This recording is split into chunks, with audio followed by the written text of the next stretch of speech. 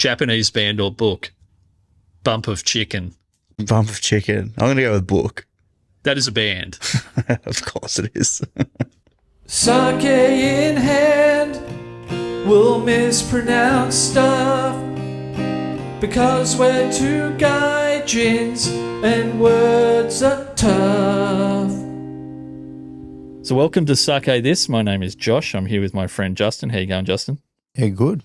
So this is a show all about Japan, and through our friendship we discovered that we have a mutual interest in the same country, and we've both at different times been pretty obsessed with the idea of Japan. And I haven't been there, but I want to go there probably more than anything else. And you have been there. Yeah. So we're going to share some travel stories, some weird trivia that we've discovered about Japan, and we're also going to pretty much kind of float around the idea of some news stories that we're interested in from each week. And we'll go into, I guess, the ones that we're most interested in each and every week. So we've got a few of those coming up. But I think just in this introductory episode, maybe we could just cover off a little bit on your trip to Japan. And because I haven't been there, so if you're tuning in thinking these guys are experts, Justin has actually been there, and he's got some anime tattoos and has embraced the culture. And we both have maybe some things about Japan too that we like that aren't exactly the same. So just in short, when was your trip and what do you remember most about going to Japan? I went there in 2018. I think 2018. I haven't researched my trip again since I've been there, really. No. But yeah, went there 2018, around that time. Went there for 2 weeks, just to Tokyo and then Osaka, and went to Kyoto as well. And yeah, spent like a week in each. It was great. Loved it. I want to go back. But yeah, I was planning to go back during the old pandemic, but I just didn't, obviously, for obvious reasons. Yes.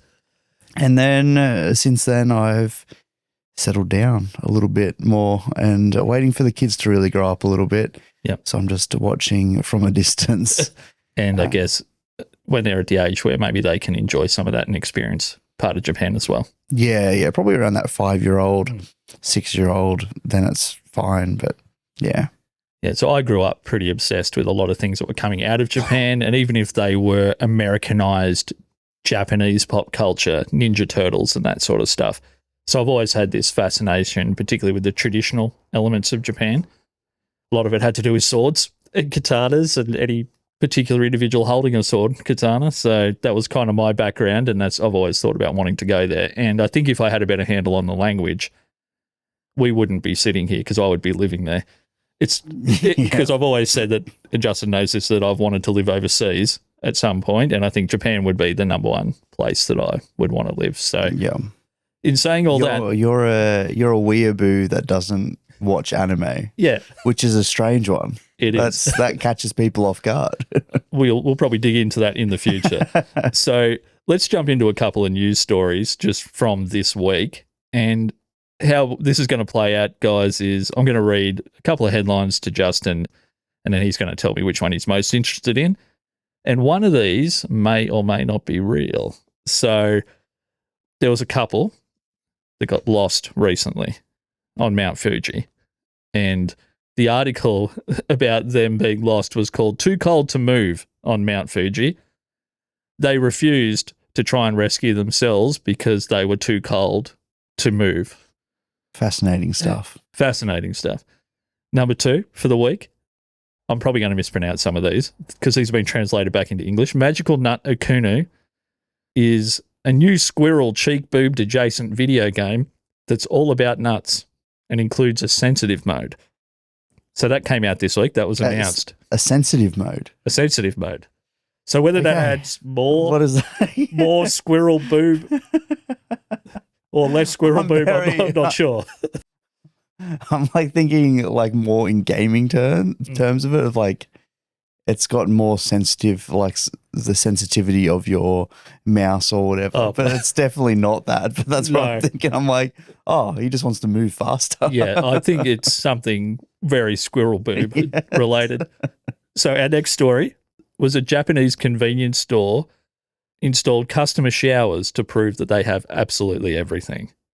So you can go out to this particular convenience store, not only do your shopping, but you can have a shower. Yeah. And our fourth article for the week is Japanese music festival Summer Sonic and Sushi hires real samurai to both help reduce littering and also to scare attendees into singing in tune. So there are 4 articles for the week. So which one of those do you think isn't real? I hope it's the last one, but also the convenience store one is like, oh, I understand how it could be real. I also understand how that one could easily be faked and you think that it's real because Japan just goes overboard with, yeah. You're right. All their gaming cafes, they like people live in them. Like they stay there for days and it's like, yeah, cool. Our convenience stores, I don't even know if they have toilets that we can use. You can't go into a Coles or Woolworths and just go use the shitter. Nor would you want to. I assume you probably can, but I've never experienced it. No, it's not obvious. They're certainly not marketing it. Yeah. And there's definitely no signs that there's a shower there. Yes. Come here. You can buy your bathing gear and then actually bathe. Yeah. So you're right. It was the last one. Yeah. So what I'm thinking is that if you were to hire actual samurai, because I don't know whether you've been to a music festival any time in the samurai or samurai? Samurai. Yeah. Pronunciation is going to be an issue on this podcast. We apologize in advance. It's a Japanese podcast where we can't speak Japanese and we're just going to mispronounce everything Japanese. We look like the worst white people. Yes. We apologize for that as well. Just more broadly. I don't apologize. Yeah, Justin doesn't. I do. So we're 50-50. It evens out. So music festivals have become notorious all around the world for just an insane disregard for the environment through the day. They're just messier and messier and dirtier, and people are just throwing litter wherever. I'm not sure whether that would apply to a culture like Japan, a big music culture, but also a more maybe respectful culture than the Australian music scene and festival culture. But would a samurai dissuade you from littering more than a normal security guard? And if so, how would that conversation go, do you think? See, I think I would take it more as a challenge. I figured now I've got a litter without him seeing me. Yeah. Not that I litter, but I would be more tempted to litter if there was a samurai watching every move. I figured. So I'm smarter than this samurai. Even though I'm not, I'm definitely not. I'm not more aware than he is, but I think I am. Yeah. And that's all that matters. I agree. I figured that it would also be a situation where you could kind of say, well, you're the guy with the pointy stick. Can't you pick the thing up? Because I don't know if you remember those guys that used to walk around with the grabbers. Yeah. He's got one with him. Yeah. Like, I don't bring my own stick to a festival. And also, it would be fun to see if you dropped a piece of litter, if he would cut it in half whilst it's on the way down. Multiple pieces. And then like a little bag. A leaf, like cutting the leaves and stuff. Yeah, that would be good. And it just floats into a receptacle that is kicking around. He just turns everything into confetti. Yeah. So maybe it's actually a symbiotic thing. There's no intimidation actually in the process. They're just there to make you feel more comfortable. Or challenged. Or challenged, yes. Well, and generally, if I'm at a music festival, I feel challenged. So, speaking of challenged, I guess the other half of the reason that these samurai would be working security is to dissuade people who can't sing in tune from singing along. Now, this is a part that I wish was real, because although whenever you go to a festival now, everyone's filming it, and you've got 500,000 cameras right in your face if you're behind the person, that's not as bad as a single person that's in your proximity that can't sing and thinks that they can sing. It's harsh if that, if they're trying to outdo the performer, that's annoying. If they're just genuinely enjoying themselves, you can tell that they're enjoying themselves, whatever it happens. Yeah. Hopefully they're just not singing everything all the time. There's some breaks. For me, it's people that are on a slight delay. Yep. because maybe they're smoking a vape and a cigarette. Yeah. It is And all it is just that enough, person. mate. It is that person Yeah. that's doing it. And that's not the person that you yell at a festival. Because if you've got two forms of fire in your own mouth, I'm not even sure a samurai is going to get you to stop singing. Yeah. Maybe I think a better purpose for a samurai in that environment is just no phones. Like he's wearing a no phone sign, Yes. and then that's threatening. Litter, like there's nothing. There's not a whole lot, but he can see a phone. Yeah. And he can get to a phone. If you don't cut your phone off, I'm going to cut your phone. Yeah, just bang, straight, just clock it straight out of the hands. That's good. Well, that was the one I made up, and it feels the most real. It should be real now. Yeah. Yes. That it may happen. If you actually know of this happening anywhere around I the think world. Australian music festivals should have a samurai at them. So instead of bringing in international acts, we bring in international heavies. Yeah, we're just bringing in the samurais. You go to a heavy Just, music festival not realizing it's just the guys with swords and it's Japanese pop music. Or you could bring in sumo wrestlers, Oh. and that's just we're going to throw you out, literally. Yeah. The Australian music scene is so broke, though, that they wouldn't be able to afford the extra transport costs, I don't think. True. True. I'm just assuming that a samurai is in better shape than a sumo, though. But they would have a bigger back, I would assume. Correct. Yeah, so it'd be more. Yeah, there's more logistics with their luggage. Yes. If it gets held up at customs, no one's holding up a sumo at customs. Yeah. Or holding up a sumo, full stop, maybe. So we do have a few listener stories that we're going to share with you guys, but we do have one for today. I'm going to get Justin to read that. This is from TT from Melbourne, Australia. Did you want to let us know what he had to say? Yeah, I'd love to. Also, is it TT or is it Titty? It could be either. So, listener story from Titty or TT. We will figure that out later. I was on a sightseeing day with family on Hiroshima Island, and we had tickets for the last bullet train of the day to Osaka. There is a bus that does a loop of the island, and we plan to catch the bus back to the station in time to make the train at the end of the day. But when we got on the bus, we then discovered that it had reversed its loop and was going back the wrong way for us. Yikes. We figured our best bet would be to get off the bus and run straight across the island. So we're running every traffic light, totally exhausted, and asking everyone we came across, local train station. And they'd point us in the general direction of the station. We ended up coming across this older guy on a bike, and he pointed us down to the next corner. When we got there, he was already there and pointing us to the next corner. So through 4 to 5 more corners, lots of broken English and hand signaling, he guided us all the way to the station, and we made our bullet train with 30 seconds to spare. It was bloody epic by him. So this guy's just riding on his bike, going corner to corner to help TT just get to his location. Yeah. At that point, he should dink him. I reckon if it was one person, not a family. I reckon the whole family gets on the bike. He sounds like a capable person. Yes. And a determined person. The best person. But yeah, 30 seconds to spare, and you only have 30 seconds to spare. They're not waiting for you. Yes.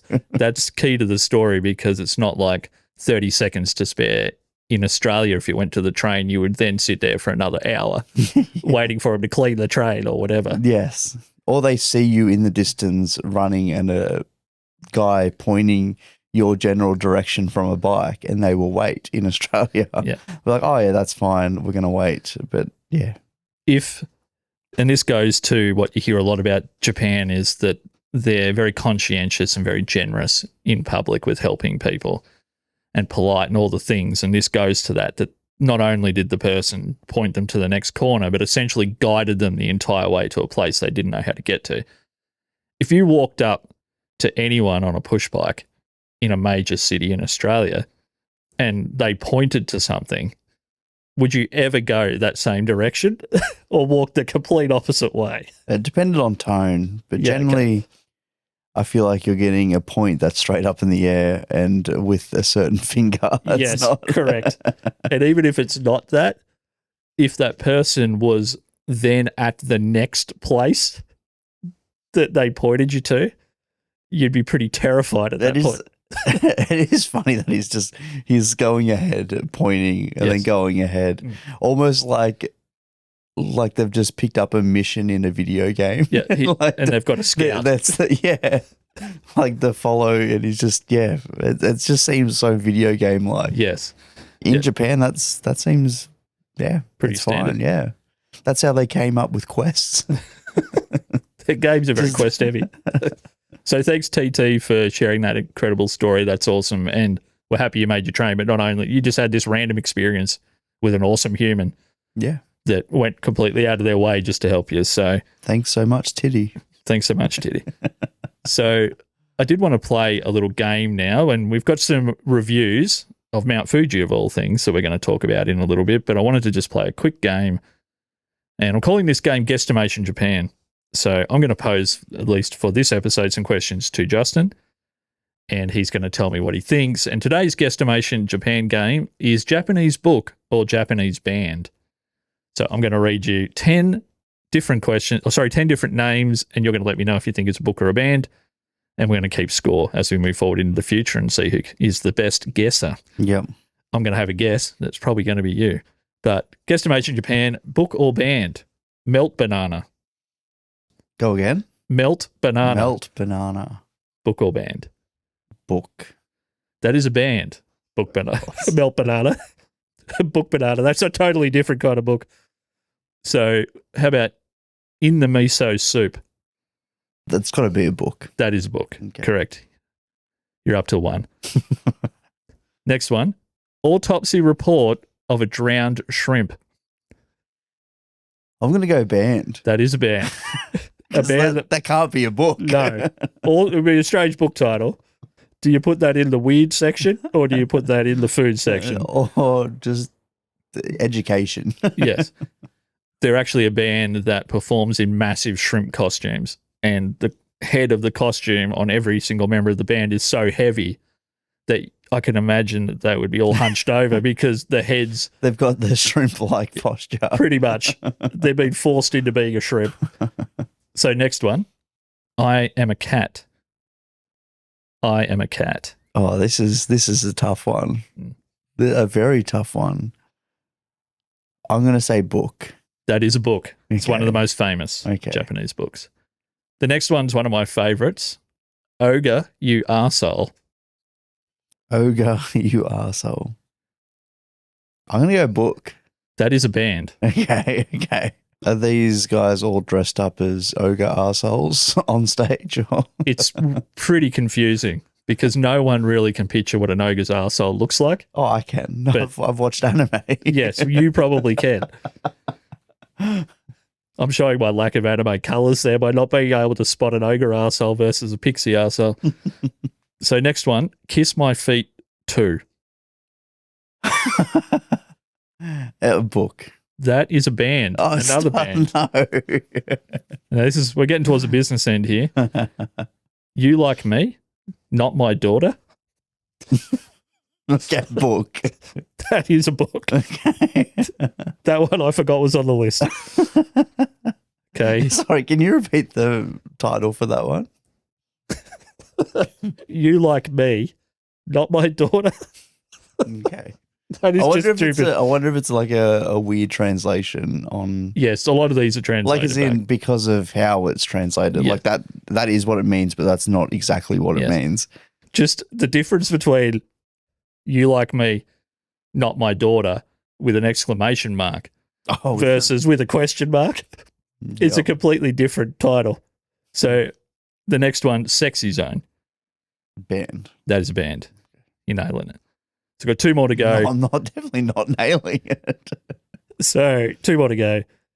Pass the monster meat, me lady. Pass the monster, make me lady. No, pass the monster meat, me lady. Pass the monster. I think it's meant to be meat. said with almost a British accent. Pass the monster meat, me lady.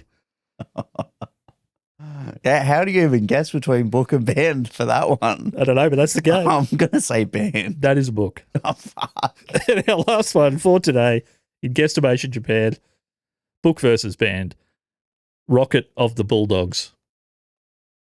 Oh, band. That is a band. Correct. Well done.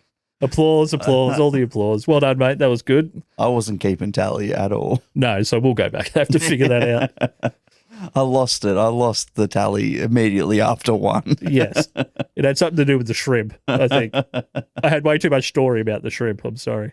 So we just wanted to finish up today just with some reviews of all things Mount Fuji. So we had a story about Mount Fuji earlier, which was that a couple of people got lost there and would essentially refuse to rescue themselves in any form or fashion because it was too cold.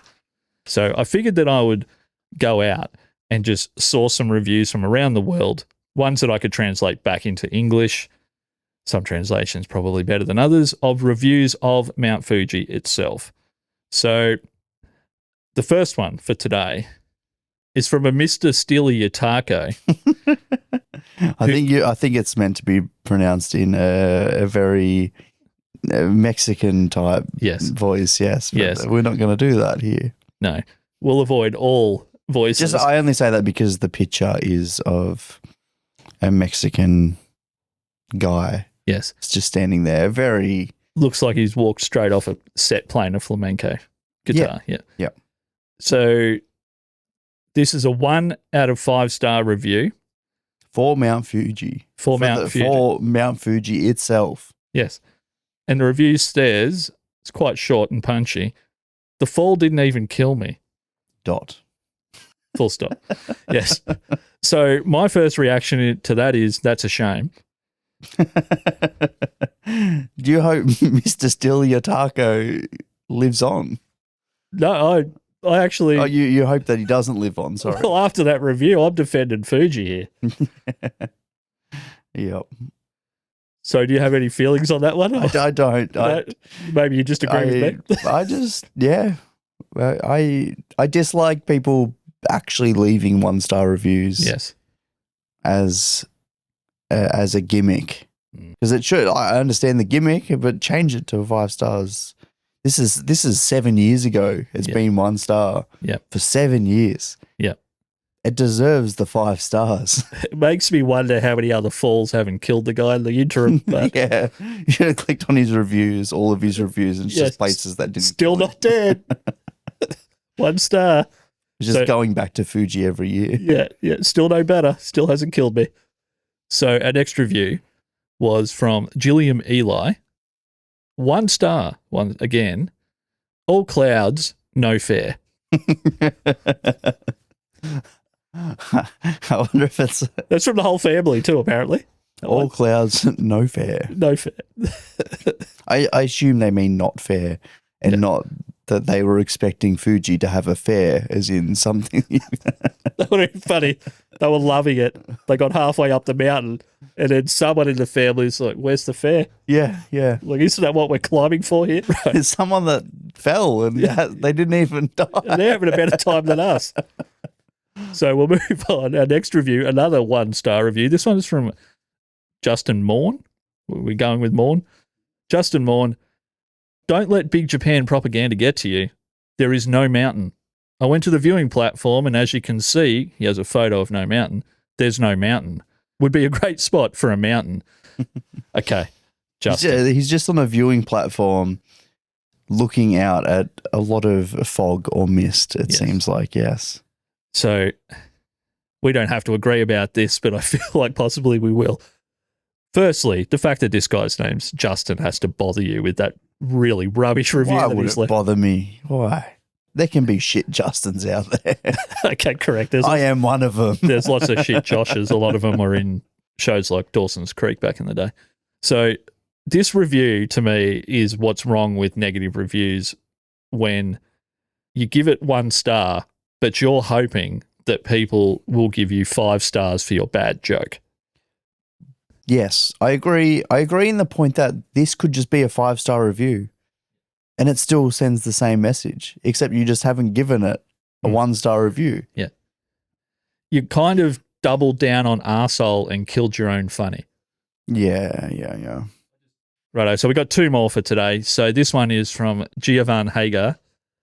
Flew by it several times. Description says it's active. What's active about it? It's always covered in snow. 1 star. Same thing. 5 stars. Just give it the 5 stars, man. Yep. You're making a joke. Just back yourself. Just 5 stars. You don't have to shit on the place to also make a joke. Yeah, that's just not good enough. And the 9 people that gave that one a thumbs up, I'm worried about you. So our final... Just all his family. I'd say so. Yeah. This is our final review for today of Mount Fuji. This is from Pavel. 1 star once again. This one was translated, I must say, back from the Russian. Can I read this one? Sure. Oh yeah, see original. It's in Russian. Was in Russian. Now it says, I don't know if this is a bad translation or it was just badly written and then they've tried to translate it. But the message we've got is 1 star review. Well, it's not very odd that Zero Vibe was there. Still the Chinese Fu cold men. Zero Vibe is pure. There were no cherry blossoms and Naruto. Zero Vibe is pure. Dragon eggs are not tasty. Vibe. So either way, I think I like his review the most. There were no cherry blossoms and Naruto. Yes. I'm going to start saying Zero Vibe is pure. I don't even know what that means. Chinese Fu cold man. Yeah, that bit I don't want to know what that was translated from. That feels like even our version has to be better than the original because that might have been dodgy. But are dragon eggs still tasty? Yeah, I'm left with the question. Well, obviously not. No, well, not to Pavel. They're not tasty. And not only are they not tasty, vibe.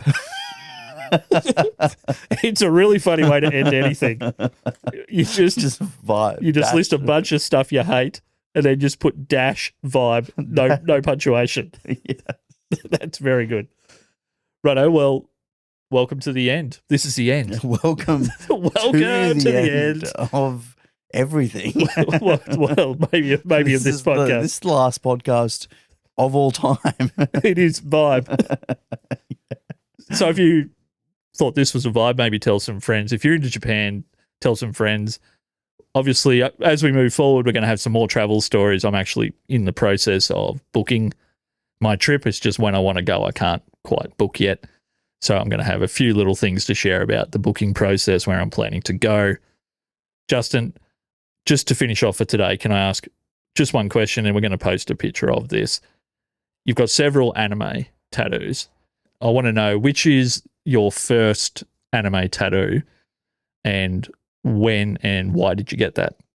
My first anime tattoo, I've got one on my leg and it just says, translated to English, it says justice, which is so shitty. But I got it when I was in Japan from a guy that didn't speak any English. He had the shop smelled like smoke, like cigarettes. Yeah. He had 2 snakes in there, a skull. I walked in and I was like, hey, can I get a tattoo? And he's like, I think all he knew was how to say hello. Yeah. So I said, hey, can I get a tattoo? And he's like, hello again. That's good. After already greeting me. And then, yeah, I showed him what I wanted and he was just like, yeah. And then he turned it into a couple of different fonts. And then I was like, that one looks good. He done it a bit bigger than I expected to, and that was fine. But I did see the stencil. I'm just like, it was so hard to communicate with him, but I was like, it almost added to the experience of getting it. And so, yeah, it's one behind my leg. It's huge. It literally just says it's the kanji for justice. Okay. So I don't even know if I need to take a picture of it. No, you can imagine. We can post the kanji. You can imagine. Justice, yeah. You can imagine the worst white guy tattoo you can think of, and that's what I've got on the back of my leg, and slightly bigger, and slightly bigger. And the only reason I got it is because my gaming name was Justice Robo. Okay, and I was going to get the Robo at some other time, but then I just changed my name, my gaming name, so it doesn't even. Yeah. Well, I think for the sake of anyone who does check it out, and a link to where you can see this will be in the show notes wherever you're listening today. We'll probably just post the kanji, not your leg, because I don't want to see your leg.